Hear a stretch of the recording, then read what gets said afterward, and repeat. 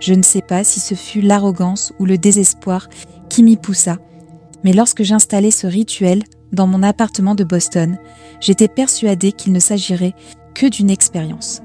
J'avais lu trop de témoignages bancals sur des forums, trop de modes d'emploi enfouis dans de vieux PDF sinistres circulant sur des sites obscurs. Dans mon esprit, rien de tout cela ne pouvait être réel. C'était l'été 2017. Je vivais seule dans un appartement du 2e étage d'un immeuble de briques de 3 niveaux sur Commonwealth Avenue, juste après Allston, un quartier perpétuellement noyé dans le grondement des bus et les voix des étudiants titubant au retour des bars. L'appartement était exigu, une chambre unique, une cuisine décrépite et un salon donnant sur les rails du trolley. La nuit était lourde, humide, de celle où les murs suintent et où l'air a un goût de rouille. Dès que je commençais, tout me parut faux. Les instructions étaient simples, de la craie, quelques bougies, un symbole recopié d'un scan granuleux d'un livre oublié. Je le traçai sur le parquet, penché en avant, la sueur coulant le long de ma nuque, tandis que le trafic dehors bourdonnait comme un insecte impossible à chasser. Je n'y croyais pas. C'était précisément le but, démontrer que tout cela était absurde. Au moment où j'allumai la dernière bougie, l'air changea. Ce n'était pas une question de température. J'avais déjà connu les courants d'air glacé et les pièces étouffantes. C'était une pression, comme si toute l'atmosphère s'était épaissie d'un coup, s'enfonçant dans ma poitrine, gonflant à l'intérieur de mon crâne. Les bruits de la ville s'assourdirent, comme si les lignes du trolley, les klaxons, les cris des étudiants ivres avaient été étouffés derrière du coton.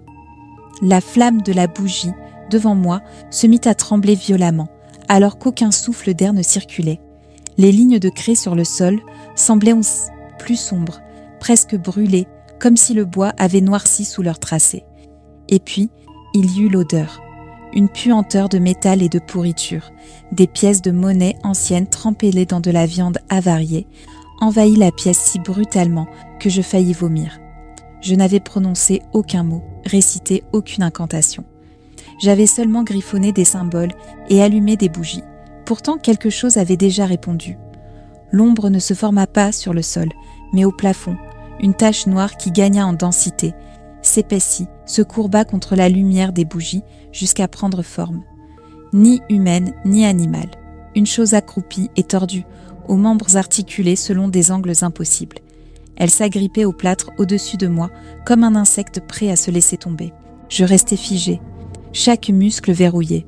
Ma respiration était courte, hachée, démesurément bruyante, dans le silence étouffant. La chose inclina la tête. Même dans la pénombre, je savais qu'elle me fixait. La pression dans l'air s'intensifia. Mes oreilles se bouchèrent, comme si j'étais plongée sous l'eau. L'odeur devint insoutenable, brûlant le fond de ma gorge. Puis elle bougea. Elle ne descendit pas en rampant. Elle chuta, en silence. Elle atterrit sur le sol, juste à l'extérieur du cercle de craie. Les bougies vacillèrent violemment, leurs flammes s'étirant vers elle comme attirées, et les lames du parquet frémirent sous son poids. Sa forme était à la fois présente et absente, une masse de noir absorbant la faible lueur de la pièce, refusant de livrer ses contours. Ses membres traînaient lorsqu'elle avançait, saccadée, contre nature, chaque mouvement trop brusque, trop violent, comme si la gravité ne s'appliquait pas à elle de la même façon. Elle tourna autour du cercle. Le sol gémissait à chacun de ses pas, bien qu'aucun pied ne fût visible. Ma peau se hérissa d'électricité statique, les poils de mes bras se dressant raides. Mon cœur cognait contre mes côtes, si fort que je crus qu'elles allaient céder. Je m'attendais à me sentir ridicule, peut-être ennuyée. Au lieu de cela, je restais paralysée sur le parquet, séparée par un cercle de craie de quelque chose qui n'aurait jamais dû exister. Les bougies sifflèrent. Les flammes se courbèrent vers l'intérieur. La chose se pencha, pressant son visage, si tenté qu'elle en eût un, contre la ligne de craie. La température chuta brusquement, au point que mon souffle devint visible. Sa silhouette tremblait, vibrant sur place comme si elle forçait contre la barrière. Un son s'éleva avec elle, grave et guttural, non pas émis par une bouche, mais provenant de partout à la fois, des murs, du sol, de l'intérieur de mon crâne. La craie se fissura. La ligne céda sous son poids, éclatant en poussière blanche. Je reculai en catastrophe, l'épaule heurtant le mur. Les bougies les plus proches de la brèche s'éteignirent, plongeant la moitié de la pièce dans l'obscurité. L'ombre se rua en avant, sa forme se déversant dans l'ouverture. L'odeur de pourriture et de métal inonda l'appartement. Ma poitrine se bloqua. Mes bras me semblèrent cloués sur place. La pression dans l'air devint insupportable, m'écrasant contre le mur sans que j'aie bougé. Ma vision vacilla. Je griffais le sol, tentant de m'éloigner, mais chaque geste avait la lourdeur du ciment. La figure tendit un membre vers moi, son extrémité se recroquevillant comme des doigts brisés. L'air autour d'elle se déformait, ondulant, distordant les contours des meubles. Plus elle s'approchait, plus le vacarme dans mon crâne grandissait, un bourdonnement furieux, incessant, noyant toute pensée. Je serrais les yeux en vain. Le son était en moi, raclant l'os, faisant vibrer mes dents. Ma poitrine se convulsa, comme si quelque chose s'était emparé de mes poumons pour les tordre.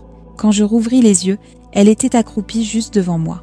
Son visage, à quelques centimètres du mien, était un vide plus noir que toute ombre que j'avais connue, ses bords frémissants d'une vie propre. Le froid de sa présence me brûlait la peau. Ma mâchoire se crispa, les muscles se tétanisant, tandis que le bruit montait encore, comme 1000 ongles raclant du verre. Puis elle s'abattit sur moi. Pas une main, pas un corps, juste un poids immense, écrasant. Mon dos se cambra de douleur tandis que mes poumons s'effondraient. Ma vision se resserra, les bords s'engloutissant dans le noir. Chaque nerf hurlait. Je sentis sa présence m'envahir, s'enfoncer derrière mes yeux, s'enrouler autour de mes pensées comme du fil barbelé.